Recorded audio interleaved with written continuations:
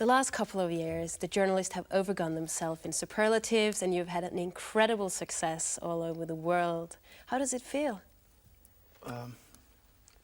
It doesn't feel anything for us. It's a lot more work for us, but I think it's just a problem for the media itself, because they have gone over the top and now they have to climb down, but we're still there. We're still a good band. We're even a brilliant band, but it doesn't affect us. No? Do you think that climbing down has started when the melody maker just suggested that you should stop singing? No, but my answer is I think that melody makers should start writing, because they don't write good journalism, do they? You've recorded your records in Icelandic first, and then later for the world market they've been done in English. Do you think the world will ever be ready for an Icelandic languaged record? Icelandic record? I think it might happen now, since so many things are happening in Europe. You know, people are getting this feeling of unity. Because of what's happening in Eastern Europe and also what's going to happen in 1992.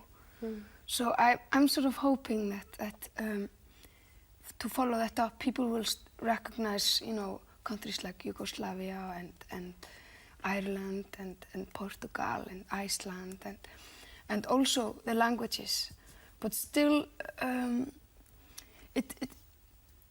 I still think it's quite good that it is one language that everybody can speak, you know, like English. I mean, it's always been like that. 500 years or something it was Latin, and 200 years later it was French, and so.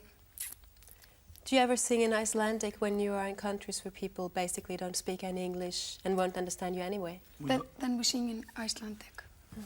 And we also, we always sing in Icelandic in Iceland. But we also, even though people do understand English, like in London, if we want to tease people, we sing in Icelandic just to get up their nose, just to amuse ourselves. And how do they react to it? I mean, they are trying to be funny and say, you know, sing in Icelandic, ha ha ha. You say that you write your songs in Icelandic, but we don't believe you. And so we start singing in Icelandic. And then they have to believe us. You've surprised a lot of the music world when all the big English record companies came to Iceland waving their big checks, and you've said no, and you're staying with a small independent label. Why is that? We didn't have a death wish, basically. Not that quickly. But for us, like, we had to give ourselves the time to figure out what was going on. And also these big checks from the big record companies, they are not money that they're giving you. They own you then. It's just a loan. And so it's better for us that we just had some common sense to start thinking about that, you know, we don't want to be tied because we took some money from a big record company.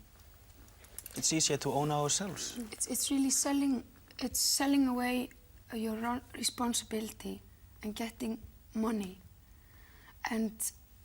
But if you do it yourself, if you are responsible yourself and make all the decisions yourself and do all the meetings with the lawyers and, you know, all that crap, you still have more chance of getting the money anyway, getting more money. Just putting out a little more work, and you have to be responsible, basically.